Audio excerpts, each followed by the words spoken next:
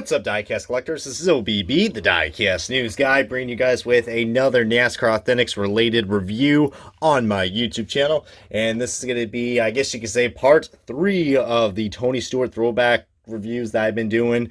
As you guys already know, I already reviewed the Clint Bowyer 2011 Tony Stewart throwback, followed by the Daniel Suarez 2005 Tony Stewart throwback. So, the one card that I have not found yet, that I literally just found today when I was scrolling through Walmart.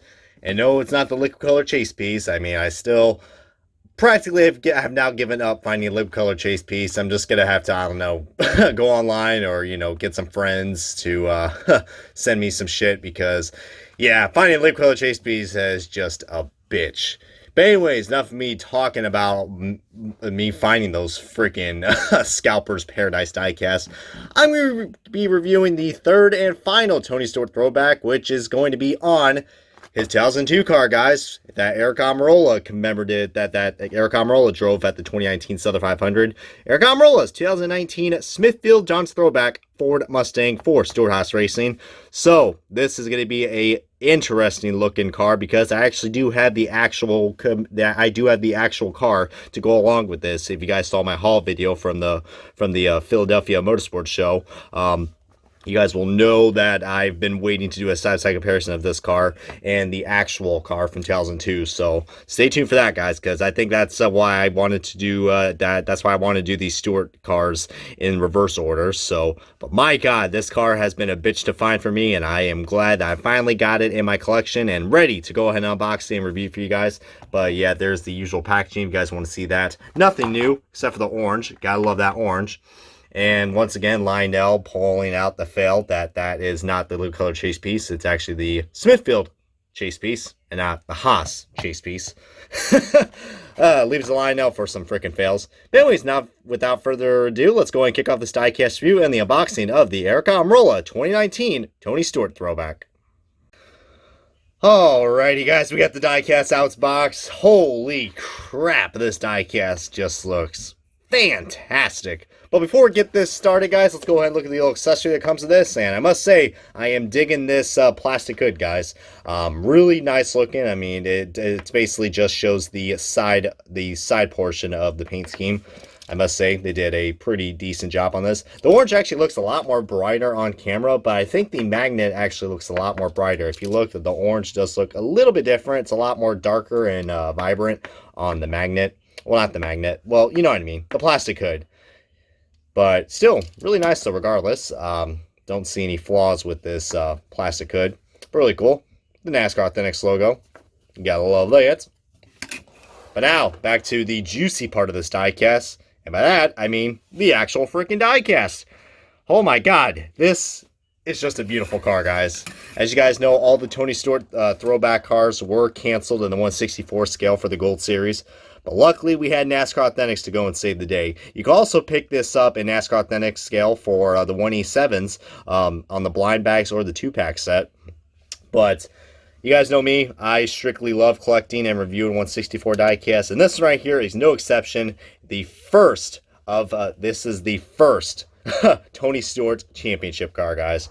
When he drove the Home Depot car in 2002 with the Pontiac Grand Prix mold. I mean, my God, remember when Pontiac was still in NASCAR, guys? I mean, my God, that just brings back a lot of great memories, man. But this paint scheme, definitely, a lot of people recognized it from, like, since day one. I mean, I think he drove this car, this actual paint scheme for, I want to say 3 years, from, like, 2002, 2003, and 2004. But, of course, 2002 being, the most famous year because he won a championship. Tony Stewart ran pretty well. I mean, it wasn't really his best season compared to the rest, like 05. I mean, heck, and even before his 2002 championship, guys, I mean, this guy finished runner-up in the championship, like in 2001 with Jeff Gordon, and also I think he came up short as well in 2003 with Matt Kenseth, so, and 2004 as well, but my God, guys, Tony Stewart, man, those were the days at his prime when he went to stock car racing, because, my God, this guy can definitely drive, I could tell you that. I mean, he is a Hall of Famer as well in the NASCAR Hall of Fame for this year, as you could tell by that indication right there, so that is awesome. But my God, guys, this diecast is just flat out amazing. Almirola didn't really start that well in this car. I think he was like started towards the rear, I want to say 30th or so. But I think he was a couple laps down, but he finished 17th, if I'm not mistaken. So, you know, it was really the best day for Almirola. I mean, we usually don't really see, you know, the Storehouse cars are usually fast, but Almirola really hasn't really shown the speed at the Darlington races compared to like Harvick and such, and Kurt Busch when Kurt Busch used to drove for Stuart Haas. But my God, guys, such a beautiful looking diecast. And now we're going to go ahead and take a look and see if there's any flaws on this and some random black specks on this car. It's just me, that Smithfield logo does look a little crooked. I mean, I definitely want to say it is crooked. That does look really damn crooked. So, nice job, Lionel, for completely effing up the placement of the logos. Either that, or I think the logo is supposed to be like that. Well, no, I think the logo is supposed to be vertical. And as you can tell, well, horizontal. Holy shit, Brian. You can't even know your sense of direction now. Oh, man. And it looks like, I think the grill right here, it looks like it's a little chipped up right there. I mean, but I've seen worse, so not terrible, but do love that Ford Mustang grill. I mean, really nice. Going here, we got the Goodyear #1 Eagle tires with the throwback contingencies, which is really cool, and the 90s NASCAR race car logo. And just like all the other I don't see Joe Gibbs racing cars, but that's the JD Gibbs logo that they have on all the Stuart Haas throwbacks, besides Harvick, because, you know, Harvick was the oddball. But really cool. Aric Almirola's name, and there's all the other sponsors like Nathan's Hot Dogs and Eckrich. I mean, my God, this guy literally knows how to, this car is literally the Meatmobile. But my God, what a great looking diecast, guys. I mean, this paint scheme is pretty much an exact carbon copy of the Home Depot scheme that Tony Stewart drove in 2002. And that's just really cool, man. I mean, when they first announced this, guys, I was like, oh my God, these throwbacks are freaking amazing.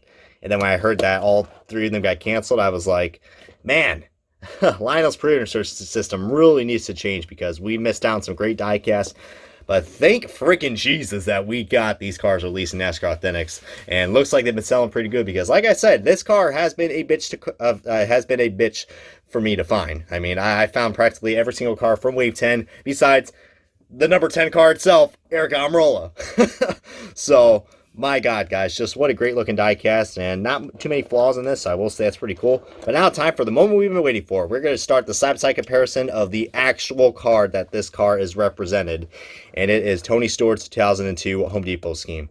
Now, I know the orange is completely different, all right? I mean, I can't say if the orange is accurate or not. Who knows? Maybe Home Depot has copyright to this color orange, but the actual paint scheme is pretty much dead on accurate. So, I mean, I can't really criticize, I mean, I don't know if it's Lionel or Stuart Haas in general, but, or just, I mean, these are two different diecast manufacturers right here, guys. I mean, so, I mean, but still freaking awesome, guys. I mean, if you look, I mean, the side-by-side, it is just pretty much accurate when it comes to the paint scheme, guys. I mean, I do see there's a little more of a curvature right here compared to right here. It's more jagged, but I mean, you from a mile away, you can tell that this is a Tony Stewart throwback, and they clearly did it right, and looks like Lionel did a pretty decent job with that as well. Even the little details like the black spoiler, that is really nice. Would have been cool if they added actually white roof rails, because they have it on here but not on there. But then again, I think it would look kind of odd, to be honest with you guys. But in terms of accuracy, that's probably the only gripe I have. But diecast quality, definitely, indeed, the original 2002 version is a lot more better in any way, shape, or form compared to what we get with Lionel. Speaking of quality issues, look at that. We got, what the hell's over here? Is that like a smudge? Well, I can't believe I just ignored that, and we got some paint chips right here on the E-pillar. Holy crap. All right, well, I take back what I said. Lionel definitely has screwed up this diecast. I mean, holy crap. Even the paint's starting to chip off right here, too. Ooh. Look at it. Even the logo's crooked, too. Ah, Jesus Christ, Lionel. But I might do a separate review of his 2002 car, guys, because let's just say that this car has a cool little feature to it. Bam. Look at that. the total concept view cars. That is really cool. I mean, feel free to comment below if you guys want me to do a full diecast review of this car, because I really do want to. Because right now I'm just completely just flexing with this car, because just look at that diecast quality. Absolutely amazing. So much better than what we get standard for NASCAR for a line of racing. But I will say though, guys, go out and get this car. It is a 164 exclusive. The Tony Stewart fans, I mean, if you are a hardcore Tony Stewart fan, I mean, do I even have to say anything else? I mean, if you're a Tony Stewart fan, you have to get this car. There's no exceptions, all right? No exceptions at all. I mean, I cannot call you guys a Tony Stewart fan unless you have this diecast and the other two that I just reviewed. So anyways, guys, this has been OBB, the diecast news guy. Thank you guys so much for watching this diecast review of the Aric Almirola 2019 Smithfield Tony Stewart 2002 Throwback car. And until next time, guys, this has been OBB, the diecast news guy. Comment, like, subscribe, and I will catch you guys on another NASCAR Authentics related review.